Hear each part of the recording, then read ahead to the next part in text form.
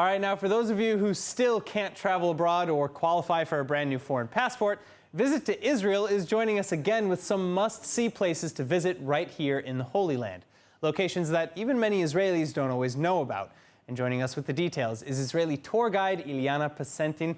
Thank you so much. It's so great to have you back. Thank you. All right, so first, what's our first location this week? So in the Binyamin region is famous for its beautiful layer springs. What's a layer spring? The mountains are limestone. So when it rains, there are breaks and fissures and the water penetrates into the limestone until it reaches a layer of marl, which has the consistency of clay, and that's where the water springs right out of the mountain. What we did in the town of Eli many years ago is we took all of our teenagers and we dug a water hole. So there are swimming pools out in the nature, Hagvura and Ein Oz and many, many other springs all over the region. Oh my gosh. All right. Well, and I understand that we have another place. It's called the Spring of Heroism. Yeah, the Spring of Heroism that's Mayan Hagvura. Oh, okay. It's in memory of a lot of people that were killed in different terror attacks and wars over the years. We decided that a spring of life is the way we're going to remember those who fell in different wars.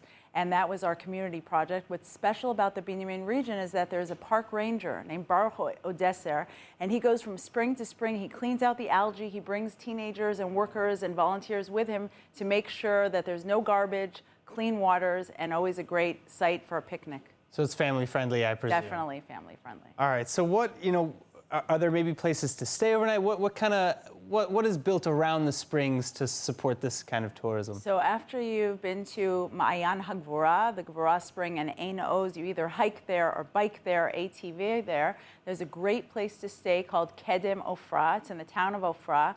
It's a beautiful bed and breakfast complex. Wow. And what's interesting is the story behind the scenes. It was a Jordanian army camp. It was just a wreck. And the young couple, Inbal Levy from Ofra, they renovated it. It is beautiful, boutique, with a jacuzzi and a swimming pool and a place to eat. And they renovated it from scratch, or did they maybe restore it a little? They did a little bit of restoration, okay. And yeah, definitely. And there are signs that explain the whole story. It's amazing. Well, it sounds like a really, really cool place to go, and especially now with coronavirus, all the more reason to maybe do some local tourism. Especially because it's out in the mountains with the fresh air. Yeah. You can literally leave the bed and breakfast on a horse and go horseback riding. You can walk to a workshop there's so much to do with families and couples in the region. That's amazing. It sounds so much fun. Ileana, thank you so much for sharing about it. Thank you. Thank you for having me.